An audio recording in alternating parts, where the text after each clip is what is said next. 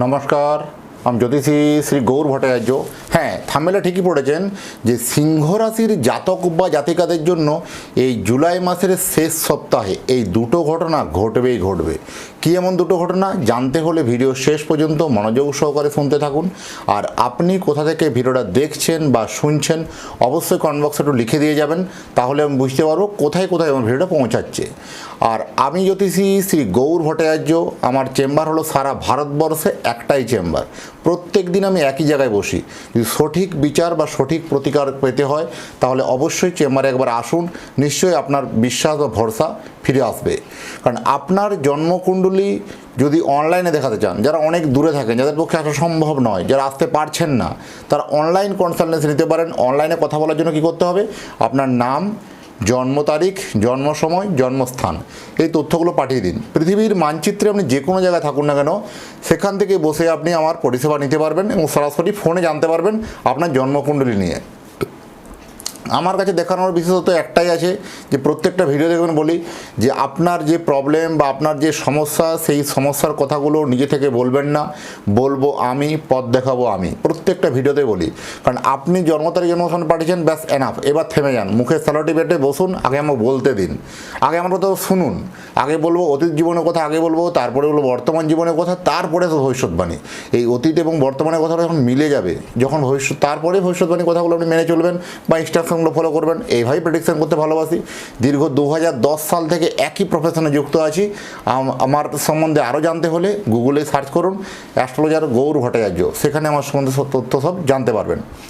আর আমি একটাই কথায় বিশ্বাস করি যে সঠিক বিচার বা সঠিক প্রতিকার করতে পারলে 10টা-20টা চেম্বার করার কোনো প্রয়োজন নেই। ওই জন্য সারা ভারতবর্ষে আমার একটাই চেম্বার। অন্যান্যদের মতো বিভিন্ন পাড়ায় পাড়ায় চেম্বার, বিভিন্ন হোটেলে চেম্বার, বিভিন্ন শহরের চেম্বার আমার নেই। যদি সত্যিকারের বিচার প্রয়োজন আছে তাহলে একবার চেম্বারে আসতে পারেন বা অনলাইনেও দেখাতে পারেন, যেটা সুবিধা হবে। এই সিংহ রাশির জাতক বা জাতিকাদের জন্য এই জুলাই মাসে এই শেষ সপ্তাহ আপনার মুখে কিন্তু হাসি ফুটবে। অনেক খারাপ খবরের সঙ্গে এটাও কিন্তু কিছু কিছু হাসির খবরও আসবে আপনার জীবনে। যেমন পঞ্চমপতি এবং অষ্টমপতি বৃহস্পতি, সেই পঞ্চমপতি বৃহস্পতির রাশির দ্বাদশে তুঙ্গস্থ আছে। এখানে কিন্তু অনেকেই দ্বাদশে বৃহস্পতি তুঙ্গস্থ খারাপ বলবে, কিন্তু দ্বাদশে বৃহস্পতি তুঙ্গস্থ কিন্তু অনেক ক্ষেত্রে মোক্ষ লাভ করায়। কারণ আপনার অনেক দিনের অপেক্ষা বা অনেক দিনের আপনার ইচ্ছা বা অনেক দিনের একটা আবেগ, সেই জায়গাটা কিন্তু আপনার সাকসেসফুল হওয়ার প্রবণতা বেশি। এত মাস ধরে বা এতদিন ধরে একটা কাজকে বারবার চেষ্টা করে ফেলিওর হচ্ছিলেন, হঠাৎ করে দেখবেন এই 7 দিনের মধ্যে কী এমন ঘটনা বদলে গেল, হঠাৎ করে সেই কাজটা আপনার সফলতা মিলে যেতে পারে। এখানে এটা যথেষ্ট কিন্তু ওরা ভালো খবর আসবে এবং পারিবারিক একটা আনন্দময় মুহূর্ত বা পারিবারিক ক্ষেত্রে একটা আনন্দদায়ক খবর কিন্তু আপনার কাছে মিলবে। এটা কিন্তু অনেক হলফ করে বলা যাবে।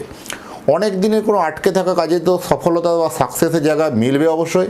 যারা প্রেম ক্ষেত্রে বা বিবাহিত সম্পর্ক ক্ষেত্রে একটু ভুল বোঝাবুঝি হওয়া বা অভিমান হওয়া, দুজনের মধ্যে কেমনই যেন একটু দুজনের প্রতি একে অন্যের প্রতি মানে বিশ্বাস হারিয়ে ফেলা বা একটা অন্যের প্রতি অভিমান বেড়ে যাওয়া, এইরকম ঘটনাগুলোর জন্য একটু অবসাদ বাড়তে পারে।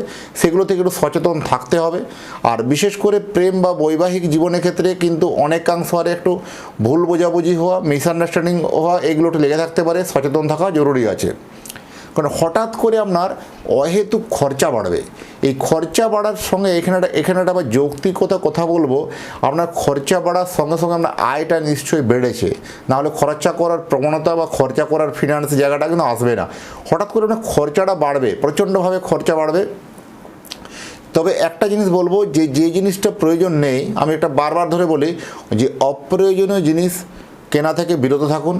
অপ্রয়োজনীয় জিনিস যদি বেশি কিনতে থাকেন, এমনই একটা দিন আসবে সেদিনে আপনাকে প্রয়োজনীয় জিনিসগুলো বিক্রি করতে হবে। তাই অপ্রয়োজনীয় জিনিসগুলো কিন্তু কেনাটাকে একটু বিরত রাখুন, কারণ এটা না হলেই চলতো বা এটা না কিনলেও চলতো বা এইরকম ধরনের যেগুলো মানে এসেন্সিয়াল প্রোডাক্ট, সেই সব জায়গাতে খরচ করুন বা একটু বিলাসিত দ্রব্যতে একটু বলবো খরচটা কমাতে বলবো। কর্মস্থানে হঠাৎ করে কোনো দায়িত্ব আপনার কিন্তু বাড়বে। হঠাৎ করে নতুন কোনো দায়িত্ব, নতুন কোনো এরিয়ার দায়িত্ব বেড়ে, নতুন কোনো কাজের দায়িত্ব বেড়ে যাওয়া। আপনি এতদিন থেকে বেশ আরামে বা আয়াসে একটা কাজ করে আসছিলেন, একভাবে একই গতানুগতিকভাবে কাজটা করে আসছিলেন। এবার সেখান থেকে কিছু আরও নতুন কিছু আবির্ভাব বা নতুন কিছু কর্মের দায়িত্ব আপনার জন্য কিন্তু আসবে। সেটাও আপনার সফলতা বা সাকসেসের জায়গায় পৌঁছাতে পারবে। কোনো অসুবিধা কিছু নেই, আপনি দায়িত্ব নিন, আপনার দ্বারা হবে, আপনি পারবেন। এবং সেই কর্মক্ষেত্রে সেই দায়িত্ব বাড়ার সঙ্গে সঙ্গে আপনার নাম সুনাম যথেষ্ট এটাও কিন্তু বাড়বে, এটাও হলপ করে বলে দেওয়া যায় বা বলা সম্ভব। কর্মস্থলে একটা যখন দায়িত্ব বাড়ছে নিশ্চয়ই আপনার আয় উন্নতি বাড়বে, ইনকামও বাড়বে, কোনো অসুবিধা কিছু নেই। আর আপনি যদি চাইছেন যে আপনার সন্তানের জন্য বা আপনার প্রিয়জনের জন্য একটা জন্ম কুণ্ডলী বানাতে, তাহলে আপনার সন্তানের নাম, জন্ম তারিখ, জন্ম সময়, জন্মস্থান এই তথ্যগুলো পাঠিয়ে দিন। পৃথিবীর মানচিত্রে আপনি যে কোনো জায়গায় থাকুন না কেন, সেখান থেকে বসেই আপনি আপনার সন্তানের জন্মকুণ্ডলী বাড়িতে আপনার বাই পোস্টে আপনার কাছে পৌঁছে যাবে। অধীর আগ্রহে যারা এতক্ষণ ধরে অপেক্ষা করছেন, ভিডিওটা দেখছেন বা শুনছেন, এবং যারা ফেসবুক থেকে দেখছেন পেজটাকে একটু অবশ্যই আমার লাইক করতে হবে, একটু শেয়ার করে আরও মানুষকে দেখার সুযোগ করে দিতে হবে।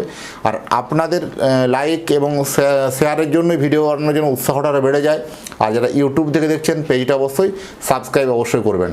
আবার দেখা হবে নতুন তথ্য নতুন ভিডিও নিয়ে। নমস্কার।